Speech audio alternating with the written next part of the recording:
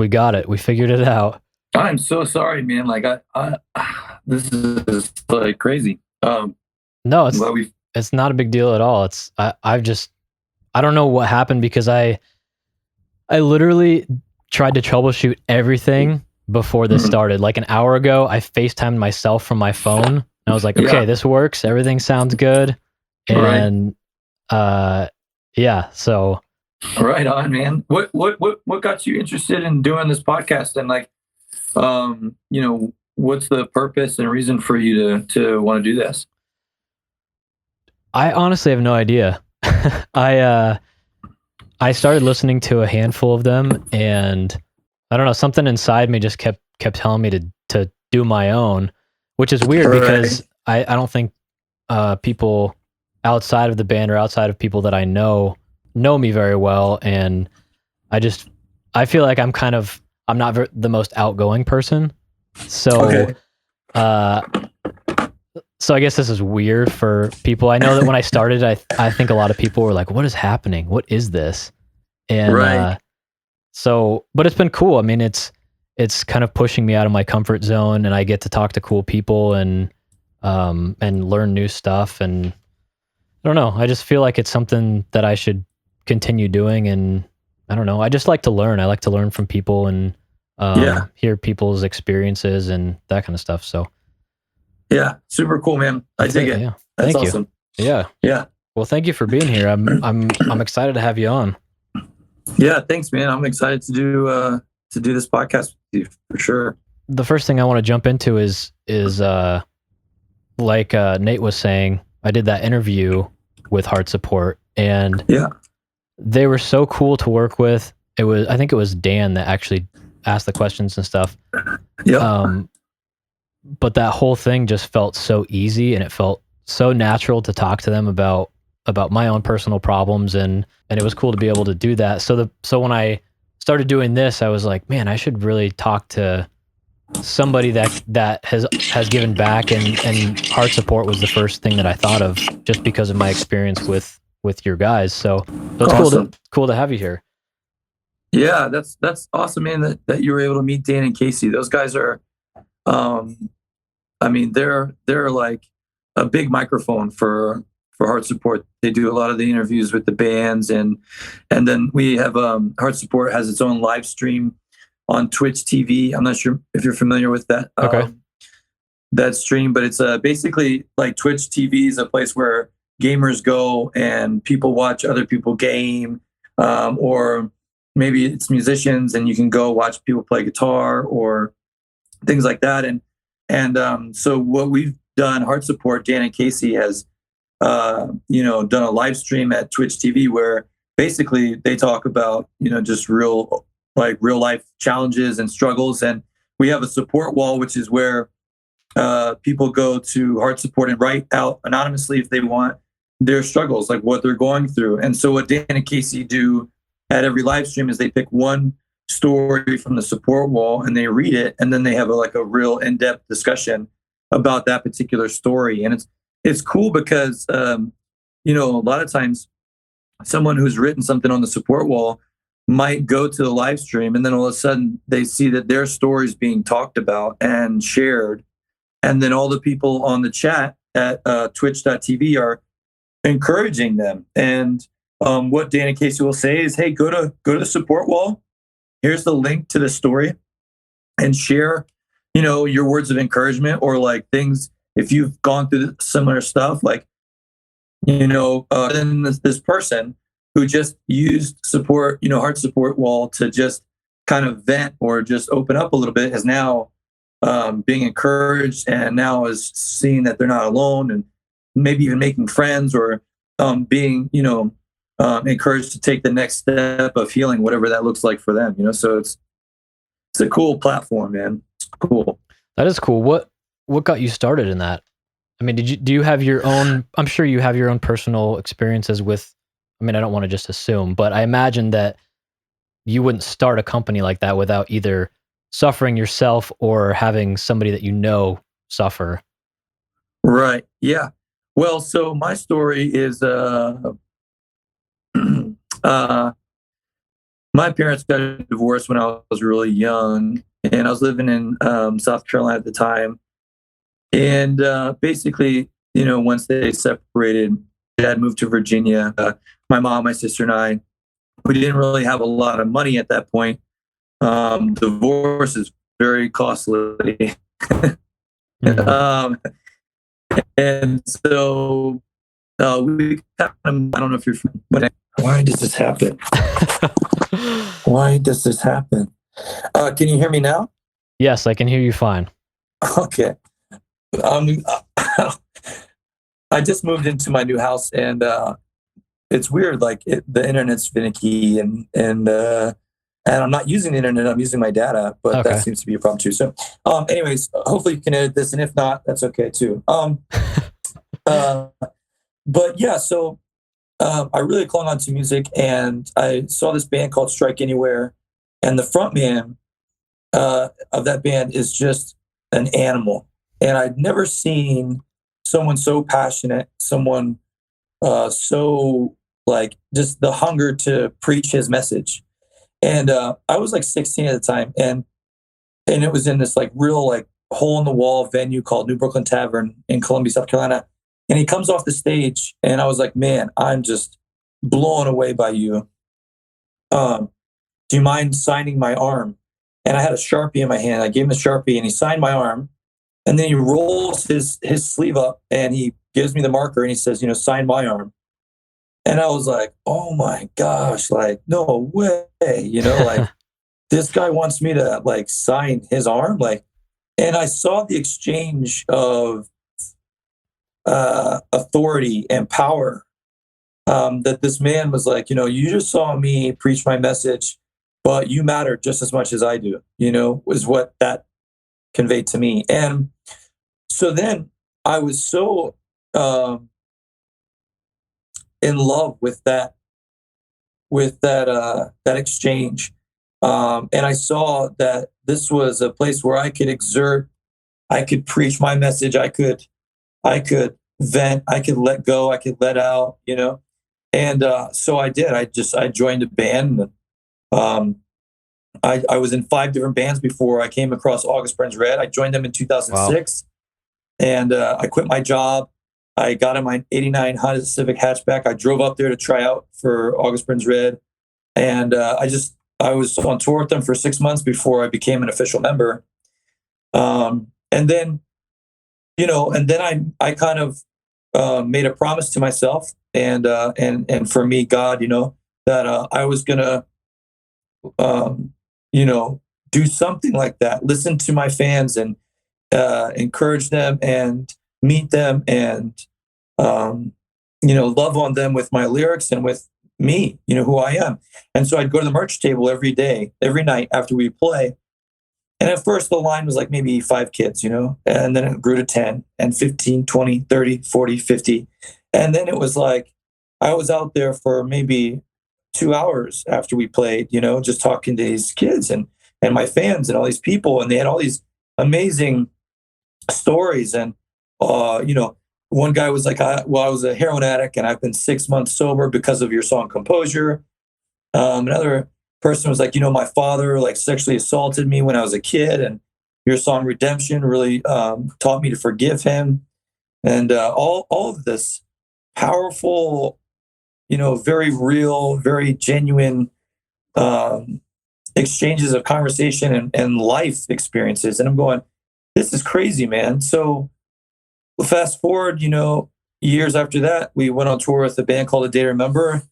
And we every show sold out, and I'm just as in Chicago, the House of Blues in Chicago, we had 2 shows back to back. And the first show we finished, and I'm just like, oh my gosh, man, like this is insane. Like my life is crazy. I me personally, like I'm a man of faith, and I think that for me, God was something that showed up and showed me what a man looked like. And it was just kind of for a long time, just me and God, as friends. And so I'm at this point, and I go, man, this is crazy, but like I feel like I've worked really hard. I feel like God has helped me with this, and I want to give back. And so what does that look like? Like, how do I give back to my fans? How do I give back to God? How do I make more out of this than what it is just for me? And that's when I got the vision of Heart Support. And so it started in 2011, at the night after I played, in Chicago, House of Blues. And it was to be transparent and genuine. It was to start a community for people to talk openly or anonymously about their struggles, similar to struggles of mine. I was sexually assaulted when I was a kid. My parents got divorced. A close family member of mine was a heroin addict. I abused alcohol. I actually went through my own divorce. Wow. And so, like, there were a lot of things that I have experienced where I know that my fan base was experiencing as well. And I wanted to give them a place to feel where they could open up and talk about that stuff, because I don't care how tough you are or how strong you are. When you are impacted by other people and you don't have control, and something happens to you in your life, you can't cover it up. You can not talk about it, and you can try to hide it all you want. But if it's in your mind, if it's a part of your mental state, then your words are everything's gonna be impacted by it. It's gonna, if you were hurt by somebody and they were like an older man or something, for like a girl, then she might look at men differently than if she were to be healed of that past experience. Or maybe she was going to make decisions because she feels dirty or she feels worthless because some man did something wrong when she was a kid or when she was a teenager. Now she's going to live this type of life. Same thing for men. So I wanted to open up and give people a place to heal from these things so that they could actually choose without having to judge quickly because of something that happened to them, but that they could actually live their lives the way they intended to live their lives, the way that I believe they were intended to live their lives, and not hold these things so close to their heart, because it's going to change the world. It's going to change the way you treat your loved ones. It's going to change the way you treat people around you. And then it's going to change the way you treat your children, the next generation. If you were abused by your father and you abuse your son, if you chose forgiveness and healing, and maybe try to confront those things, maybe you wouldn't be, that you wouldn't react that way, or, and these are just random examples. I'm not, but that's the power and that this community has, and so 90,000, we get 90,000 visits a month Wow. now, with people just coming to watch interviews, like the interview you did with Heart Support. One of the most popular ones in our community. And people come to the support wall and talk and share. There's friendships being built. There's actual relationships, like girlfriend, boyfriend. People are meeting Wow. there, and it's cool, dude. And bands. I think one of the biggest things that I love to share about the community, because people know that I'm a God man. They know that I'm that I have a relationship with Christ, and sometimes that's scary for people, and sometimes it's scary for me because I don't necessarily agree with the way that the church lives the Christian life. As a matter of fact, I think it's my genuine relationship with Christ is much different than the church, and that's another story for another time. But the thing that God told me and I tell me, and that's important for me, is that it doesn't matter the color of your skin. It doesn't matter who you're in love with. It doesn't matter what you believe in. It doesn't matter what you've done or what's been done to you. You're accepted at Heart Support, and and I'm very firm on that because when I started a relationship with God, He didn't care what I believed in. God didn't care who I loved. God didn't care what was done to me or what I had done. God wanted me. And I want these people to feel just as accepted and loved, because it takes a lot for someone to open up and share about something deep, a deep wound, or a very specific, detailed situation that they feel they're the only ones, and they've got to carry the burden, and no one will love them, or everyone's going to judge them, and that's just not true. And so that's what Heart Support's about. And I think that that's really important for this day and age, because so many people are trying to, I think, mask themselves or replicate. We're all chameleons, you know. We all want to look like something, talk like somebody, be somebody that inspires us, but we don't ever want to be ourselves. And of course, we're promoted to be ourselves, but then the moment we are, we're shamed for it, because that's not cool, or you look stupid, or what is that? It's like, that's me, man. That's me. So anyways, that's pretty much the reason why I started Heart Support, and why it exists today. That's cool, man. It's great that people are able to have an outlet to like you said, heal and share their story, because I feel like that's kind of a lost thing today. Like you said, there's a lot of people kind of closed off to their friends and their family, and I don't know why that is, because I feel like there was a time when it wasn't like that. So I don't know why it seems like there's a disconnect between people and their friends and their family, and why people don't feel like they can share what's going on. I mean, our drummer just posted a tweet yesterday about him having going through kind of like a depressive period last year, and I had no idea about it. Like, I was like, dude, why can't you just like talk to me? Like, we live together 24/7, Right. Yeah. Yeah. And that's, I think, everybody's, well, especially for your drummer. I mean, if I could speak on that for just a second. Yeah, for sure. I mean, he's, people look up to him, and he's got, this, look, and he's a rock star, and, like, people assume, that like the lives that we live are awesome and everything is great and we get to party every night, right? And reality is, like, it's a wear and tear on your body, it's a wear and tear on your family. And if it's a party every night, then it's not really a party. You know what I mean? You're tired, Yeah, oh yeah. And so maybe having to keep up with like a persona, but like that's another thing I think too is like you said, for some reason, we, even myself included in this, sometimes don't want to open up and share with people. And I don't know if it's because we don't want to face what's hurting us, or if we're ashamed or we'll feel judged,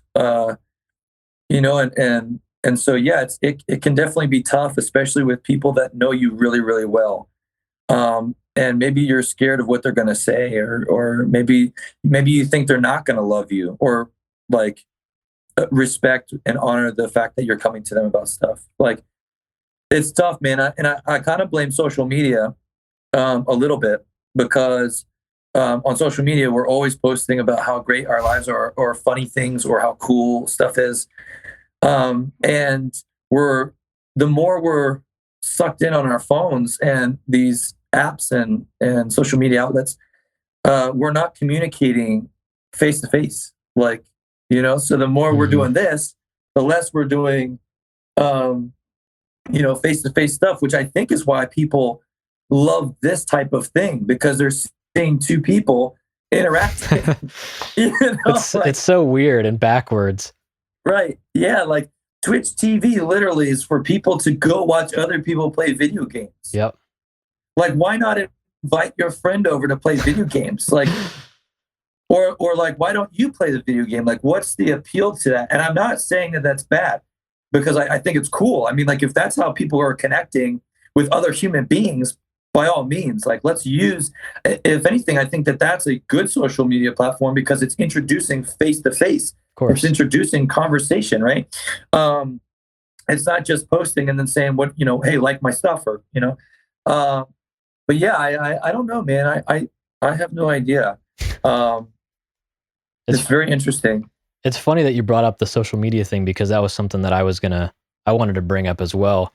I feel like you said, there is a big disconnect because of social media. I feel like as technology advances, sure, it brings everybody together, it brings everybody closer, but at the same time, it distances everybody. Everybody is so far apart now. Like, no one wants to have a conversation face to face anymore.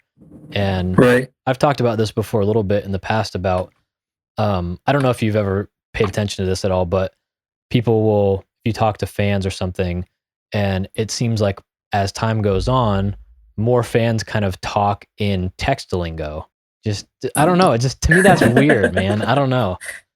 Yeah, I think it's gonna get worse, and then it's gonna get better. I think like almost like, do you remember like in the '90s when like, all the chain restaurants and like all the like the super Walmart and the Kmart and the and all the Olive Garden and Outback Steakhouse, and they're just like running the game, right? Mhm. And now I think people are kind of coming back to, and all the mom and pops are gone. And now, some of the places that I go to, some of the cities I visit, like you see that they don't want that anymore. Like people want mom and pops again. They want restaurants that are different, people with ideas, artists, to be artists. And so like Austin, Texas is a great example of that. And even in Lancaster, downtown Lancaster, which is where like I live 15 minutes outside of it. Okay. You know, there was just recent news that like a chain restaurant marketed themselves in Lancaster as not the chain restaurant that they were, and was trying to give this out perception that they were like a mom and pop place. And then people found out that it was a chain and just completely like deserted it. It was like, we're not going to eat your food because you're not one of us, kind of thing. And so I think that our generation, I think, is really on the forefront of wanting to do a lot of major change in the states. We don't think like the old politicians, and Mhm. we don't think like corporate. We think like we want to be individuals. We want to be honored and respected. We want to work hard, and we want to help one another. And so I think like this whole like we're together thing. I'm not above you. You're not above me. We're together. We're side by side. Is going to be kind of a new thing in the next 15, 20 years. I think there's going to be like kind of a different movement in the direction of how we treat each other, how we process things, and how we do government. Definitely. I was talking to somebody recently, and they were saying that they feel like the future of at least the internet and social media and stuff is everyone having their own live feed. So at any point in time, you can just kind of tap into that person's live feed and just see what they're doing. Well, that sounds extremely intrusive. Uh, like, yeah, I mean, let's go see what Jake Lawrence is doing. I'm like taking a shower. I'm just like, oh, what's up, guys, over here? Like, gonna, see how many people will watch me shower. I don't know. I mean, I imagine that to some extent, that probably is going to be at some level. Yeah, I could see that. But I mean, and who knows if that would be a good thing or not? Because again, I think the more that we're just kind of stuck on a screen and not watching what is around us, I think that it's going to be a mixed bag, Ricky, a mixed bag. I guess only time will tell. Right, exactly. But Yeah. how do you feel about medicating yourself as far as pharmaceuticals and otherwise? I mean, I feel like that's a big part in mental health, and everyone just kind of assumes that if you're depressed, you got to take antidepressants to get better, and is that true? I Yeah. don't know. Yeah. So I think the pharmaceutical companies, I think that whole business, because it's a business, right, Of course. is very dangerous grounds. Like, because if you watch these commercials, and this is just my opinion, and I'm not, someone that's extremely educated in the pharmaceutical realm industry, but every time I watch a commercial and I see, take this, if you've got this problem, and it's like, oh, cool, man, they got like this thing that helps with that, and then all of a sudden it's like, yeah, but may cause blah blah blah blah blah blah blah. It's just like, why would I take? This sounds like it's rat poison. Like, why would I Yeah. take this? Um, Another thing is, uh, we don't need. I think it's easier. I think there's like two options for healing in this sense, where it's like you can take a pill and this is the easy way out. And the pill doesn't cure it; it just subsides it, right? Because if it cured it, then you would only have to take one, right? But it doesn't. So we can go to something that is going to be means for temporary satisfaction, but it's temporary, and it doesn't actually cure us. Or maybe we could go another route where we have to take much more steps, and it's more brutal, and it is uncomfortable for us, and sometimes it's going to bring us mental pain. But ultimately, we're going to find the healing and the cure, and then it's not going to impact us like it did. Some things are traumatic to the extent that it's going to be there for the rest of your life, no matter what, but just not as significant, right? And then other things I think you can completely heal yourself of, as far as mental states, depression and things. However, I think that it's up to the person to choose and decide which direction they want to go. Like my divorce, right? Like that was a horrifying thing for me. And I went through a lot of traumatic stuff. But I chose to take a 12-step course for Christians on resentment, right? So that I could go through a process of healing and forgiving people. I forgave my sister, my mother, my bandmates. I asked for their forgiveness for some of the things that I had done. And that was something that really freed me from this mental state of, well, shame on you. You're guilty. You're a pile of shit. You're no good.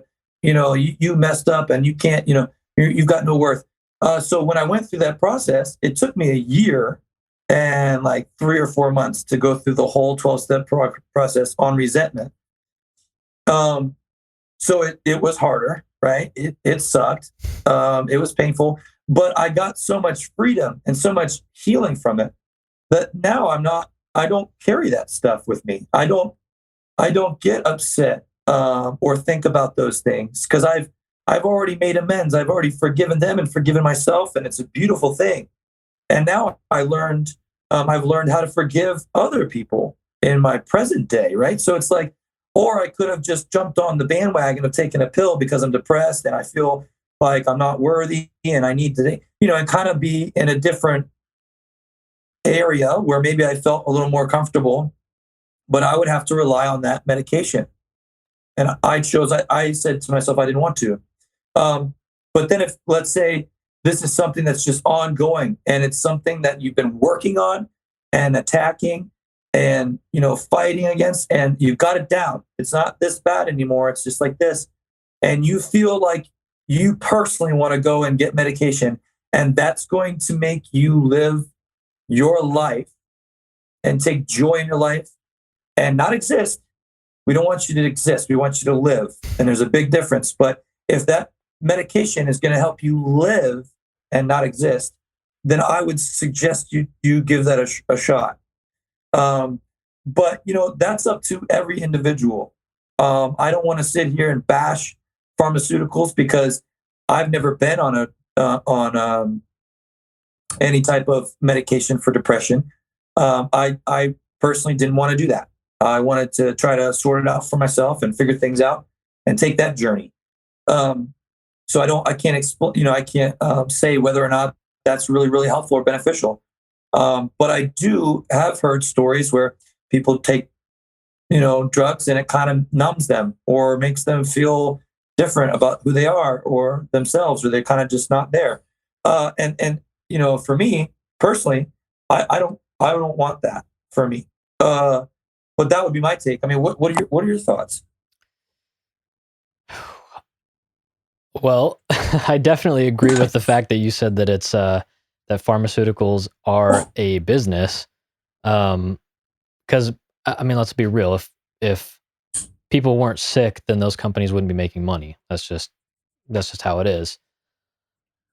Right. That being said, I feel like there's times where I guess it's necessary, at least to kind of pull you out, depending on at what point you're at. if you're so low that just you're there, you're at the end of your end of your rope.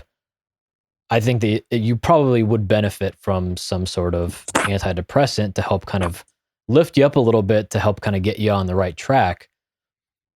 But I've also heard that people that go on antidepressants never come off of them.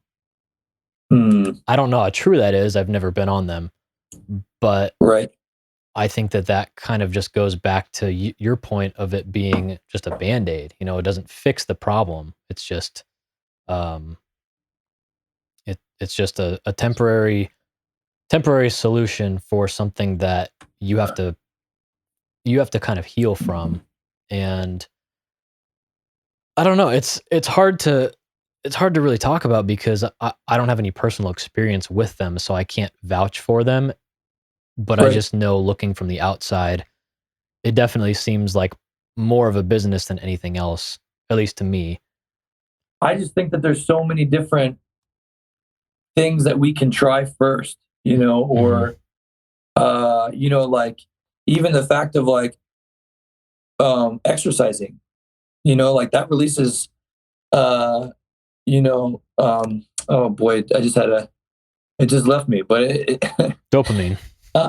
yeah, exactly. So like thank you so much. So there's things that we can do, right? Mhm.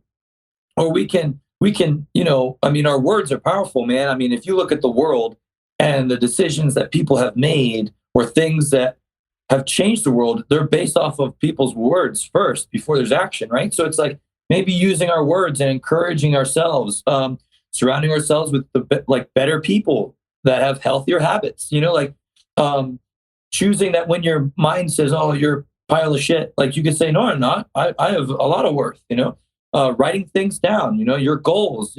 I think if you write your goals, you have a 70% more chance of succeeding them. And like, that's pretty mad. Like, that's a pretty, you're writing like, I'm going to go eat something good today, and you write it out and then you like look at your list, help you, take those actions. Now you're eating healthier. You went and did some exercise. So you got your dopamine fix. Mhm. You're hanging out with your buddy Tim, who says nothing but good things about you. Like, you know what I mean? Like, those are things that maybe I would say, like let's try that first, But I do agree, like if you're at your, your last, end of the rope there, and then by all means, I would much prefer you to take, an antidepressant than stay there, by all means. But yeah, I agree. And I mean, I just see pharmaceutical, I just see like, hey, take this. Oh, you got that. Oh, here, you need this, and then they go to all the doctors and they're saying, this is the, for this and this for that. And so they're just like, okay, cool. Yeah. We're just going to write everybody up, like, Mhm. so now you've got all these pills you're taking and it's like, that's dangerous stuff. It's changing the way your body is registering things and, Mhm. Processing. And I don't know, man. I feel like you definitely should be careful, especially when you've got a doctor telling you, well, because of this list of things, you need this. Well, what if you went to a different doctor? Mhm. Would he say that you need the same thing? I surely hope so, because your life is kind of dependent on it. Mhm. Your health. Anyways, yeah, it's a lot, and I don't have enough information to like be able to really go to the next level because it's so deep, man. Yeah, it's also scary though, because I think that a lot of people just assume that your doctor knows the best and they're an authority figure. You're going to listen to them no matter what, and you're going to be fine. The Right. problem with that is doctors are just people too.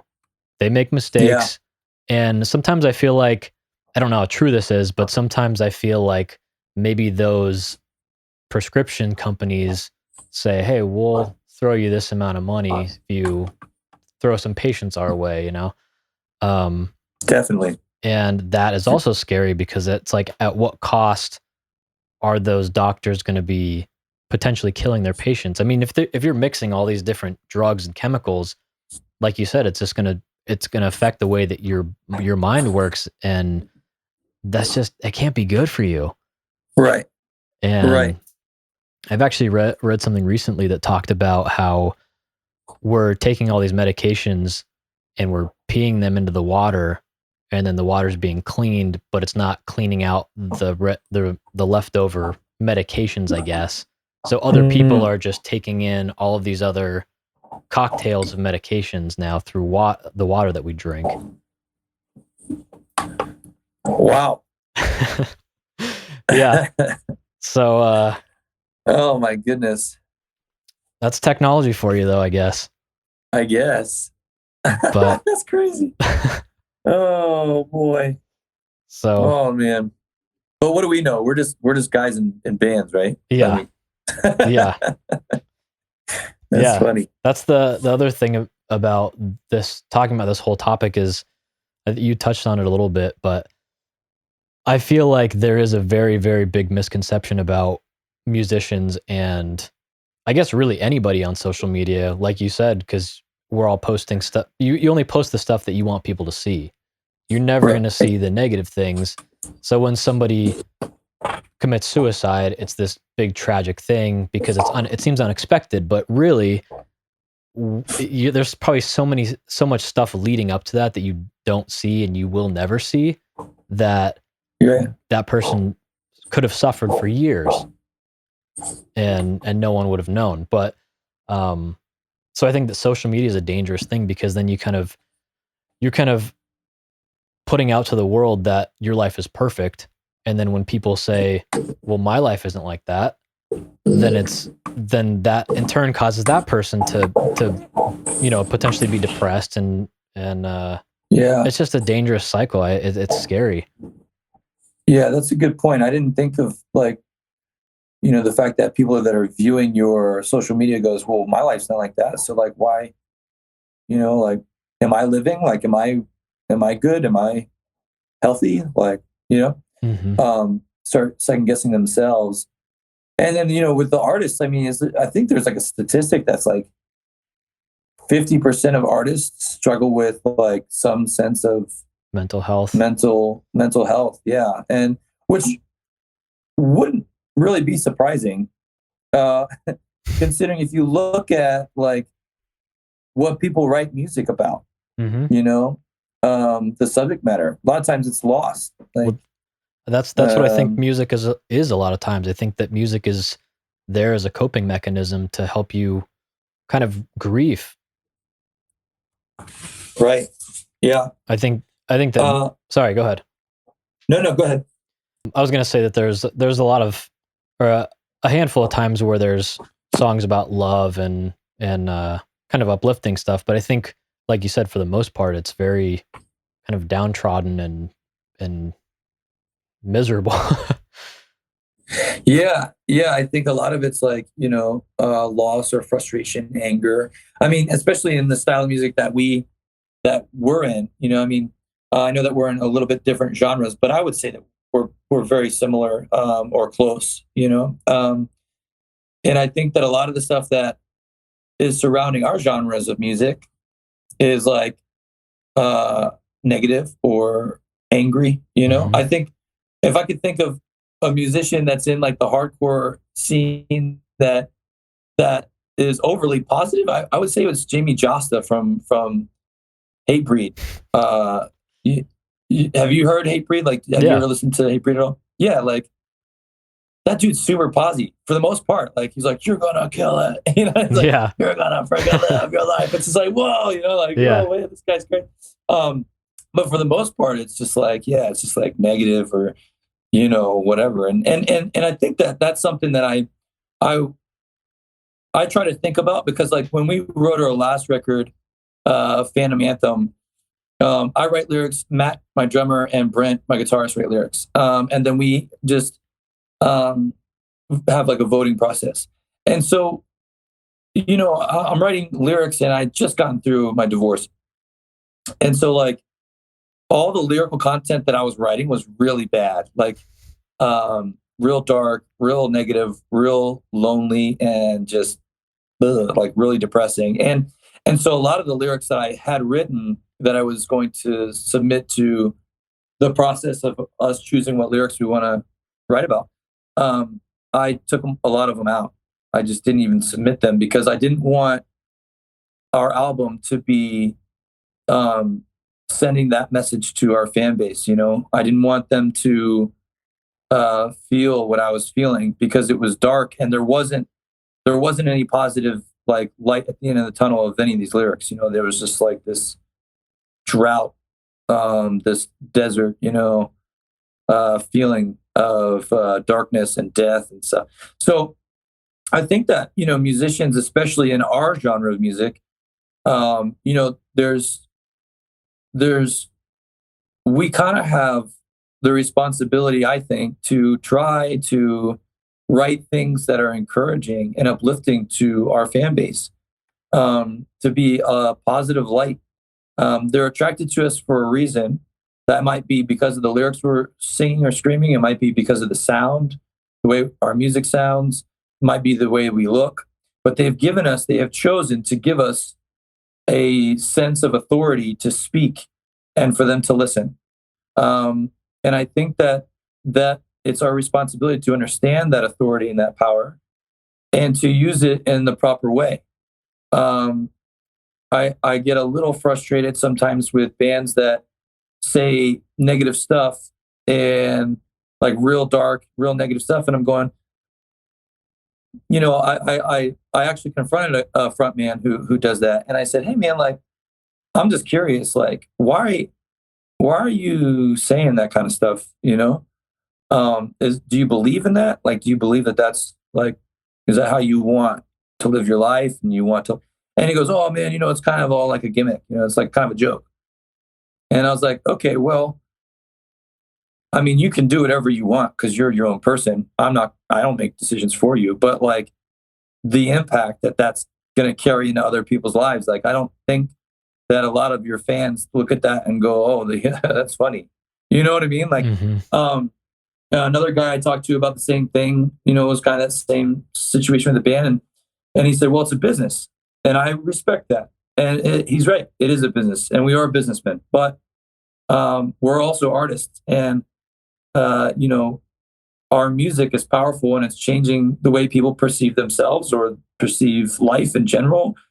And I just think that we have a very unique tribe of people that are attracted to our music, and we have a great opportunity to either love that community or demean that community or shame that community or encourage that community to enter a darker place in their minds or in their lives, or to embrace the hate or embrace the resentment or embrace the anger.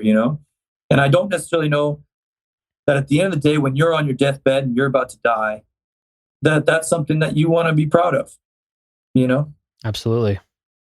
I think that it's a really fine line with musicians and writing lyrics and performing, because I feel like there is the responsibility to be more positive, but I think that there's also that fine line where the fans they want to know that you feel similar, or they want to know that somebody feels like they do.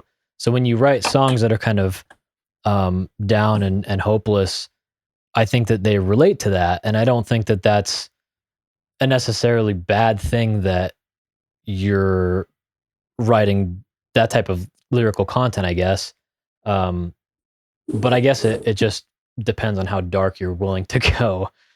Yeah. I mean, don't get me wrong. August Burns Red writes about like, depressing things, I mean, or things that we've struggled with. I mean, I did write a song about my divorce. But it wasn't, I guess it wasn't it wasn't dark.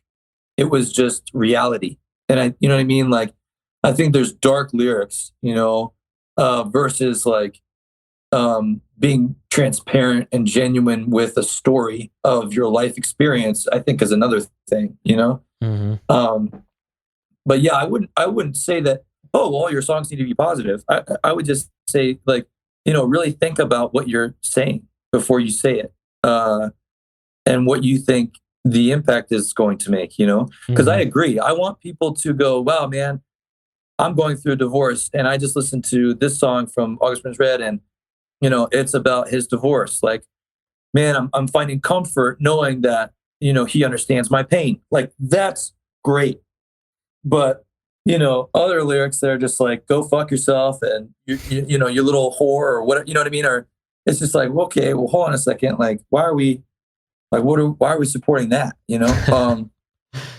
Like, just, what I'm saying? Like, I think I'm just trying to convey the difference between what I was trying to express here. But yeah, I mean, it's art, and we are artists. So whatever portrait we want to paint, that's totally up to us. But just remember, like, people are watching. People are thinking. Yeah. But yeah, man, it's cool. I love being a front man. I love the fact that I get to share myself, with lyrics and stand for something. And I think the most beautiful thing, the thing that I love the most is watching someone sing a song with me. Absolutely. Beauty and Tragedy is about the loss of a friend, and that you can take that loss and you can share the things that they taught you, or think of like their attributes, their qualities, right? Their characteristics, and take that with you and share that with the world. Like, that person doesn't have to be, their chapter isn't over, right? Like, maybe they've moved on, but they're not forgotten, and you can still use what they taught you to help someone else. And so when I'm on stage and I am screaming the lyrics to that song, I mean, people are crying and they're singing along, and it's like, man, it's such an intimate and passionate moment, and I think that to me is what music, like the beauty and the power of music, and I think that's why I love doing what I do. Yeah, it's really a privilege. You ever have I know you said you talk to fans after shows. Is that every show? No, not as much anymore. Okay. I mean, I'll go to like the barricades, and talk here and there, shake hands. If somebody catches me, obviously I'll do my best to give them time of day. Mm-hmm. But running Heart Support is like a full-time job. I have 5 full-time. I'm responsible for quite a bit. And wow. So I spend a lot of my time, because now I've created the platform as to where these people can go, Mm-hmm. So I'm busy building that so that there is a place for people to go that want to share with me, but they've got a whole community of people to share with. And that's the cool thing about Heart Support, is like, it's not the Jake Luhr show. It's the community of people who are there. Yeah. It's theirs, I just started it, and I just started because I saw there was a need. So it's difficult for me because it gives me less time for myself. And I just remember on this tour in particular, I was playing in Massachusetts, and that day I had meetings with my board, meetings with my employees. I had projects I was working on.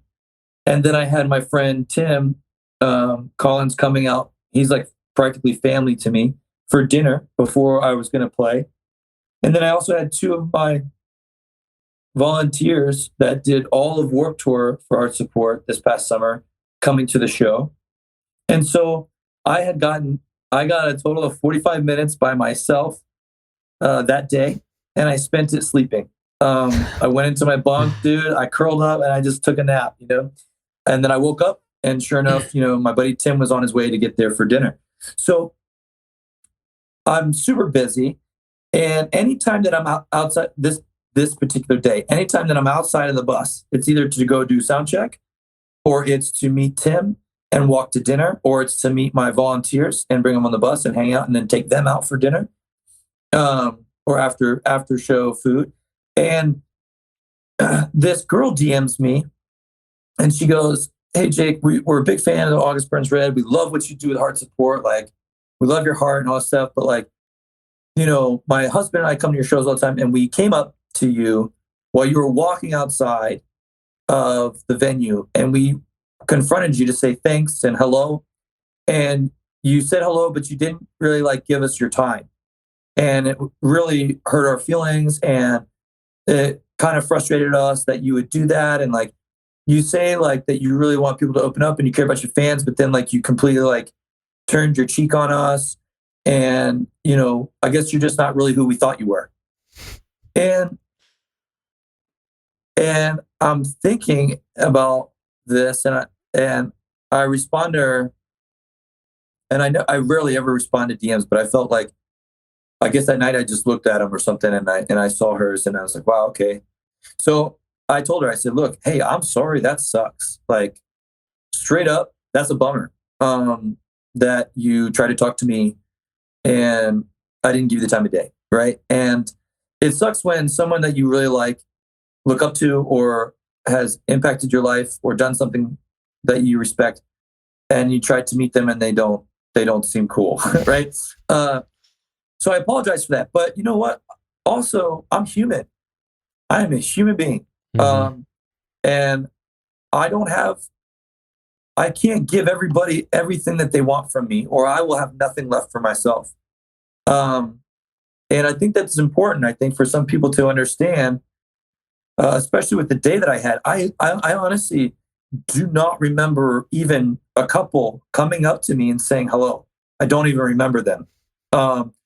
And which kind of makes me think as to like how in depth did they really try to say hi to me? I don't know, but I just don't remember. And so I think that we need to put band guys a little bit lower on, and band girls a little bit lower on the pedestal here, or just accept the fact that they are human beings. They're people too. I had one time a kid ran up to me, grabbed me from behind, grabbed his phone, took a picture of us, and then started walking away from me. And I was like, what the fuck, dude? Like, you know what I mean? Yeah. I was like, was that real life? Like, did that guy just grab me, take a picture of me, slap me on the back, and walk away? So I ran up to him. I said, hey, man, what are you doing? And he's like, oh, I was just taking a picture. It's like, you didn't ask me, I would have said yes. But like, why do you think you have the authority to grab me, take a picture, and then walk away? Like, I'm a human being. You should ask me if you want to do that, right? I would gladly do that. But it's like, so I don't know. I'm not sure where people are getting the idea that they deserve something from me. Because I don't think they deserve anything from me. But I am called to love people. I am called to try to serve people. But there's a big difference between me and my heart to give, and you trying to take from me, because you assume that you deserve it, right? And so I think there's a problem there for me, anyways. I don't know how you feel about it. I mean, what are your thoughts on the line for fans and people, and your personal space and your personal time? What do you think? It's funny that you bring up that specific situation, because I can't even tell you how many times that's happened to me. That same thing. I mean, and I think Warped Tour is probably the worst place for that, because there's just so many people there, and everyone just runs up and just mobs you, and you feel like you're dying in a zombie apocalypse, because everyone's just me, give me a picture, give me whatever. And it's weird. It makes you feel like you're not, like you said, a human. It makes you feel like you're just this object that these people can use, and as kind of like a bragging piece, like, oh, I took a picture with him. Right. And I don't know where that came from, because I don't think that it used to be like that. At least when I was going to shows when I was younger, it didn't seem like that. Right. Right. Yeah. I mean, there's definitely less camera action, you know. Well, that's because we didn't have cameras on our phones back then. Yeah. But yeah, I agree. I mean, it's ballsy for a kid to jump up on a stage and take his phone out and start videotape. Like, I would have never done that. No, Like, me neither. like, dude, bro, you're breaking the law, dude. Like, this band, you know, and then all of a sudden, like, a band guy like pushes him out of the way, and all of a sudden everybody's like, oh man, that guy's a dick. It's like, oh, okay, you know, like, yeah, like this is his job, like this is his office space, and you're just sitting, jumping in, you know. But yeah, it's humanizing, dehumanizing. Dehumanizing. Thank you. For people to just do that, like if I were to do that to a normal person on the street, with like let's say I just saw a girl, right, and I just ran up to her and I was like, oh my gosh, and I started taking a picture of me and her together, she would call the police. Oh yeah, she would 100% call the police and be like, that guy's an animal, he's a freak, you know.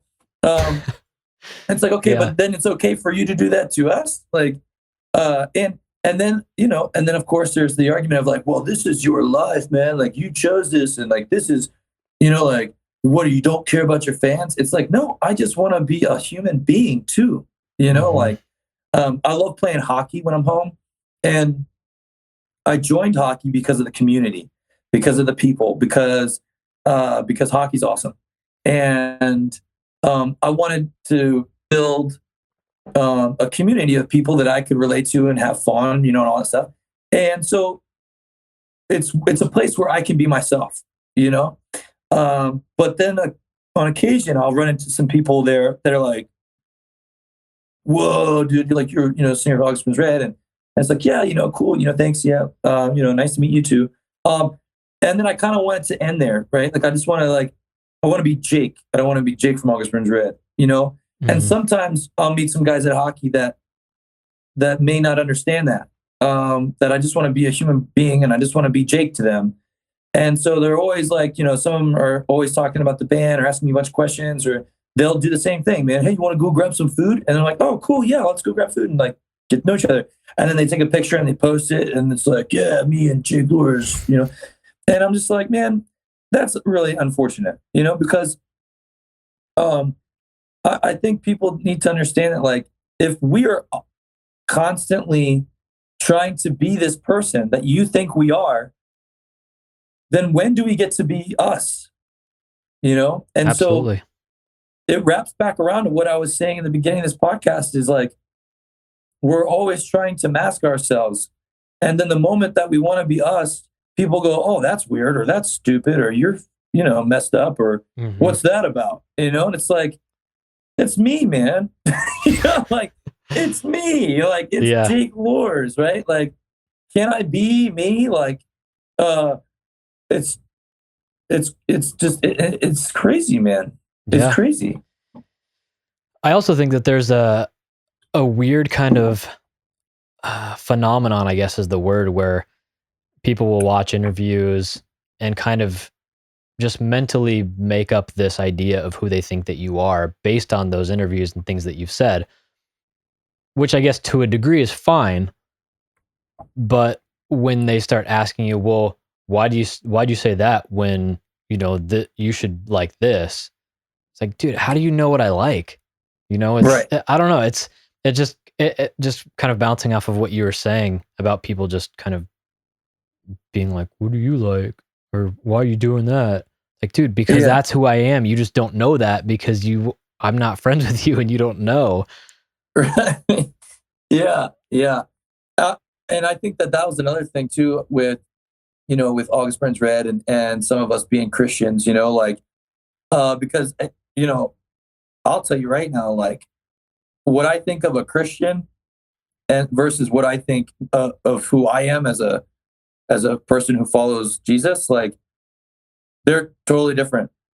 Like, I don't consider, like, what I think a Christian is not what I am. You know what I mean? And I think that goes a long way too, because when I say, well, yeah, I'm a God man, you know, and everybody's like, oh, he's a Christian, like, and then whatever they think a Christian is what I am to them. You know what I mean? And so like, I get it from the religious people actually more so than anyone else, where this one kid came up to me and I saw him, he commented on something and he said, yeah, man, I met Jake once. Like, I told him I was a Christian and that I love Jesus, and he didn't really say anything. He didn't really have anything to say. So I don't know about him. I don't know if he's really a Christian. It's like, what are you supposed to say to that? I don't know. Like, what am I? Oh, cool, dude. Like, congratulations. I don't know, but like, I guess he wanted me to be like, yeah, man, Jesus, yeah, right. And I'm just not that type of person. Like, Yeah. I would rather be.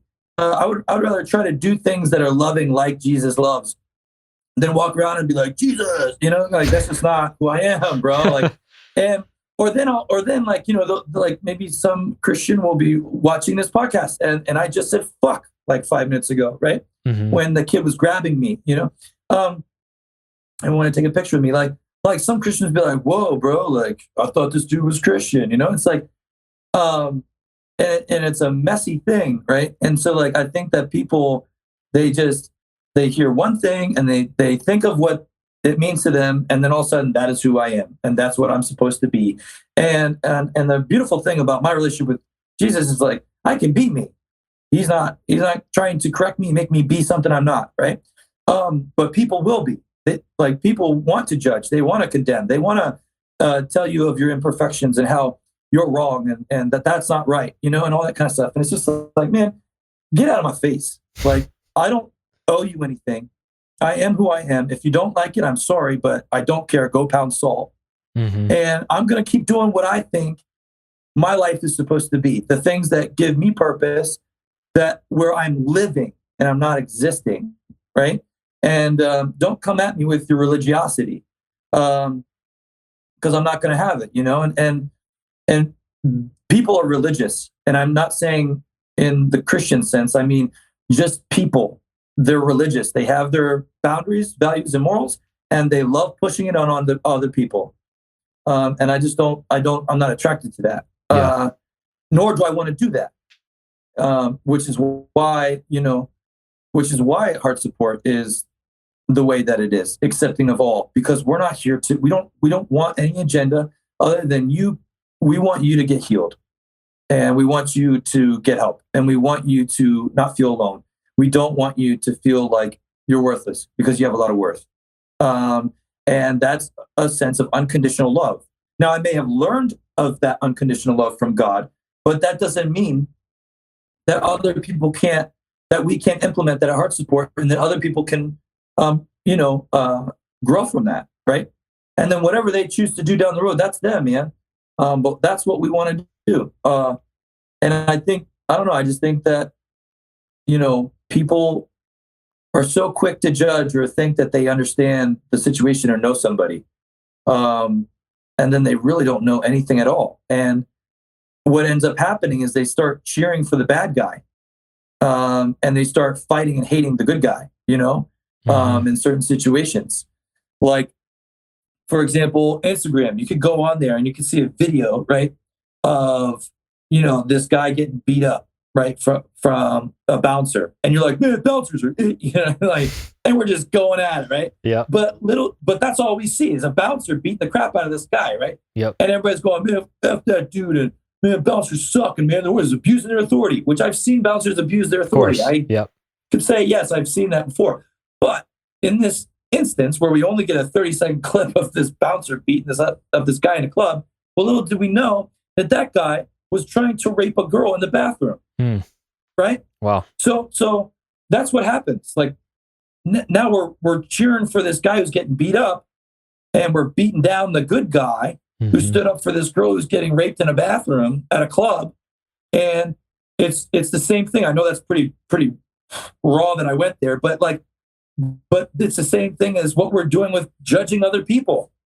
We're just, that guy, look at him all drunk. He must be a pile of shit. No, actually, he just broke up with his girlfriend, and he fought for their relationship for 3.5 years, and it didn't work out because she was cheating on him repeatedly.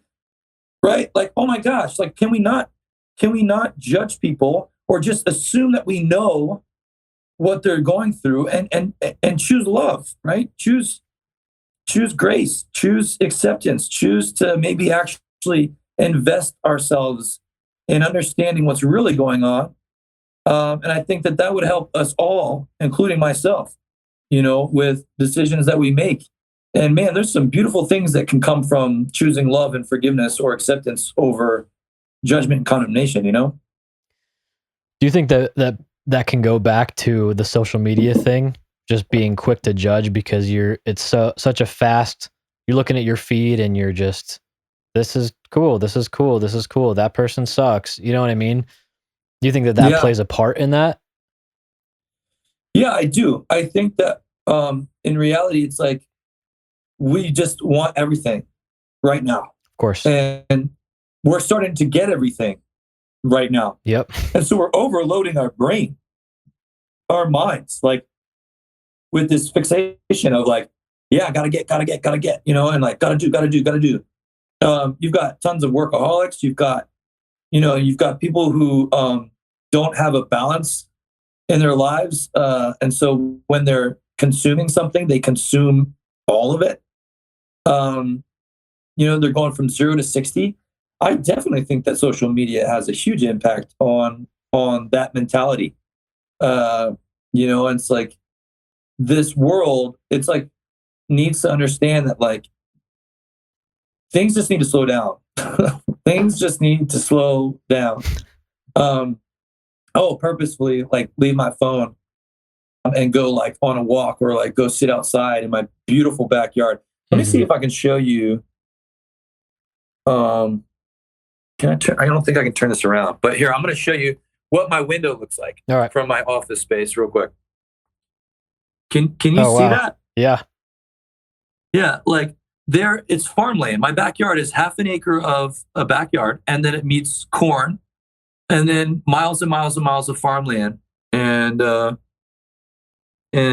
so I'll sit out there for like an hour, without my phone, just to like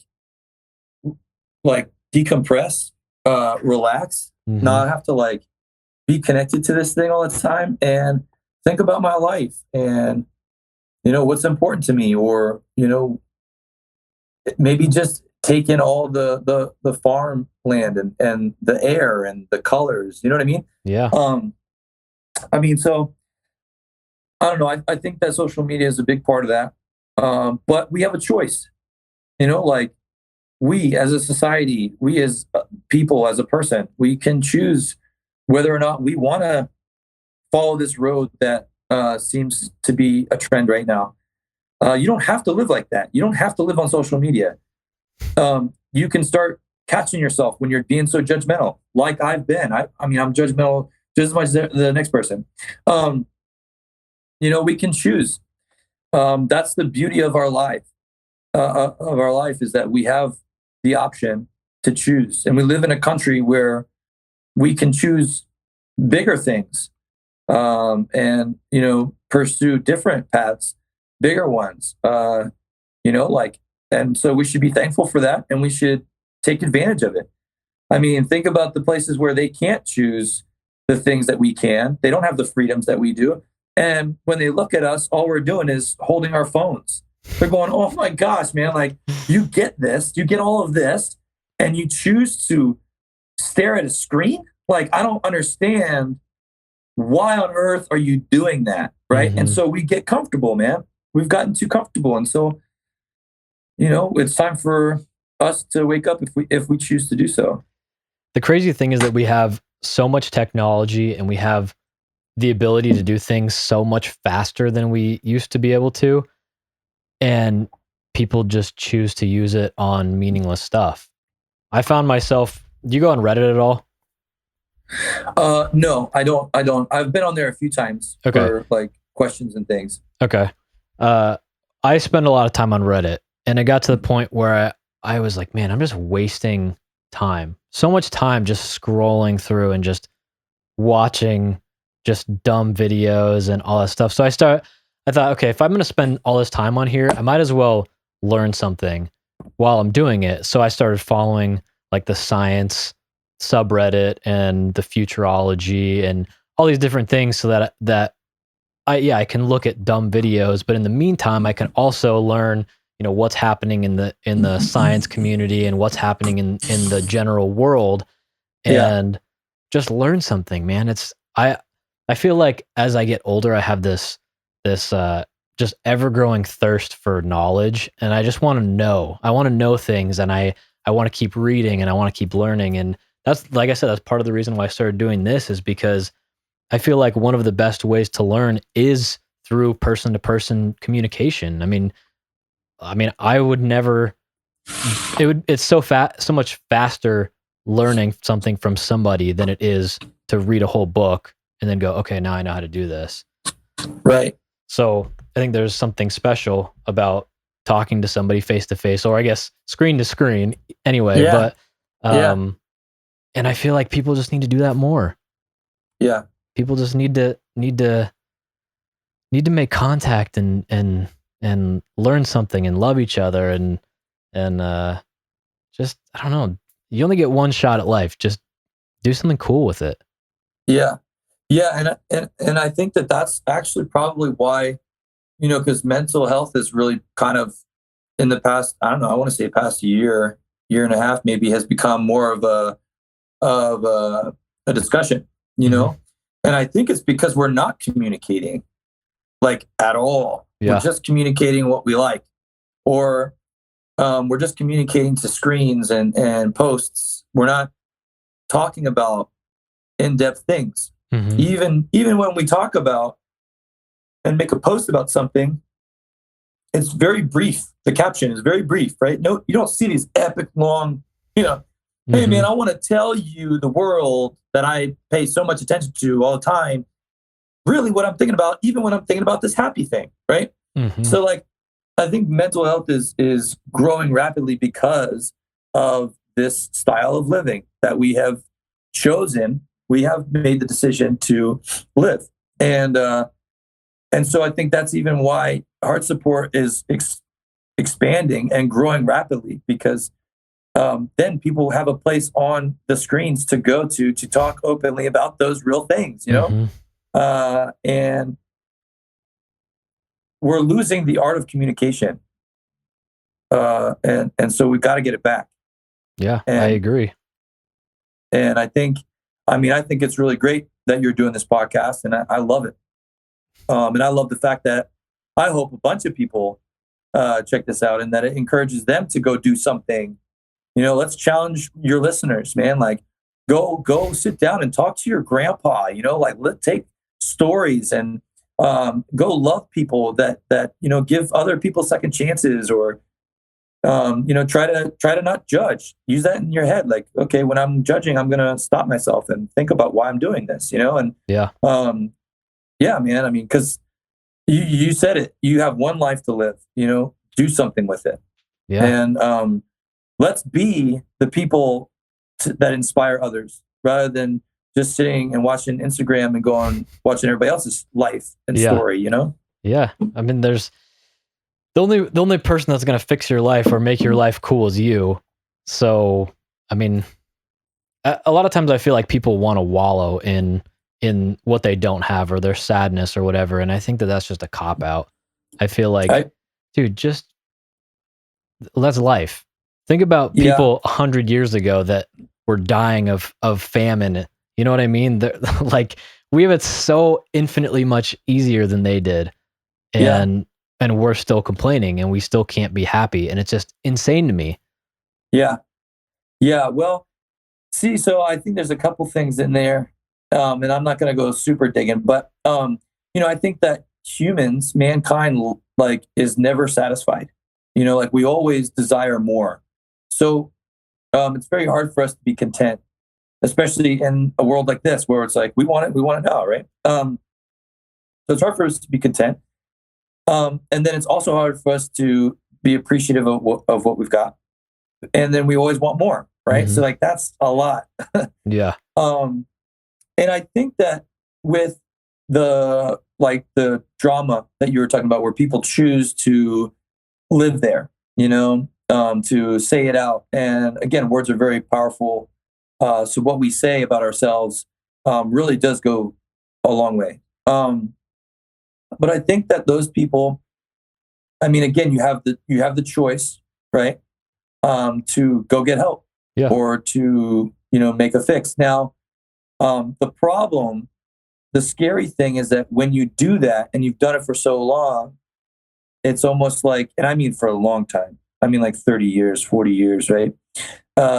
It's really difficult for an old dog to learn new tricks, right? Of course. Because it becomes a way of living. And then the person starts to become comfortable there. And then when they're put in a position where they have to grow outside of that, it's uncomfortable for them because they've just been telling themselves their entire lives that this is the way, and shame on that person, and oh, look at me, and how sad I am, right? And so that's a really difficult place for people to be. I know people that are in that situation, and it's sad. It's It sad is. because this is your life, and you still can choose.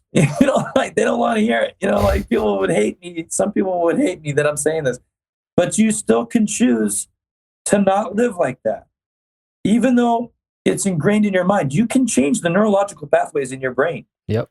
Through action, repetition.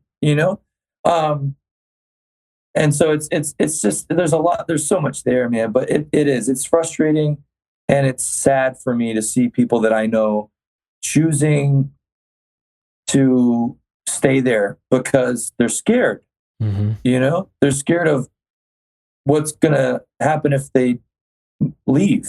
And if you're into like spiritual stuff, I mean, there's a lot there too, where it's like you're battling something, a spiritual side of you. You're battling the mental side of you, and then of course you're battling the physical, and then you're battling society. What does society think when you're gonna say, "Hey, I'm this," or "This is who I am," right? There's so many factors in there. There's so many variables within the equation, and that's why I love Heart Support, because it's like, dude, there's somebody there that's been there, been where you've been, and let's change it now. Let's not wait 40 years for you to decide that you don't want to live that way anymore. You know what I mean? Absolutely, yeah. Yeah, just the whole idea of Heart Support is so cool, and it's something that I wish that I had when I was younger, because I mean, I went through a ton of depressive issues when I was younger, and something like Heart Support would have been so beneficial to me, just to have somebody to be like, here's my problem, what do I do now? Right. Yeah. Sorry, keep going. It's just like, bro, like this isn't the first time I've heard someone say that. Like every time I do an interview, about Heart Support, the person always says, like, I wish I had that when I was a kid, and I wish I had that when I was a kid, I wish I had that when I was a kid. And so, and it's cool, man, because, I'm so thankful for you, man. Like, the fact that you would do an interview for Heart Support and that you would share, and that other band, musicians, around our music industry would do the same and support Heart Support. It really means a lot, man. And I just need you to know that I'm being genuine here, like, because you've got your own story, and our community listens to you, and so using your platform to share and be genuine and transparent for our community, I mean, it's really encouraging for them. And this, I think, is what our music scene needs. It needs unity. It needs people to say, hey, man, I may not believe the same things you believe, or, hey, man, I may have not gone through exactly what you've gone through, but I've gone through life. I've experienced stuff, and I'm just here to tell you that it's okay and that we're going to get through it. Yeah. I'm going to get through my struggles. You're going to get through your struggles. So I appreciate you, man. Oh, Honestly, absolutely, man. you. It's an honor to be able to do it. I think that it's also kind of my duty in a way, because I got through it. I made it to where I am. And I feel like if people can see that, then that gives people hope that, there's light at the end of the tunnel. And if I can even just help one person, then my job is done. Just having one person be like, you really helped me I went and got help, or you helped me see that things aren't as bad as I thought they were. That's, I mean, that's all that I can ask for, man. That's great. Yeah, that's awesome, man. Well, I appreciate it. Absolutely, man. Well, I guess we can wrap this up. But thank you again for doing this. I really, really appreciate it. Yeah, man. Thank you. You have a good day, brother. All right, you too. All right, late. All right,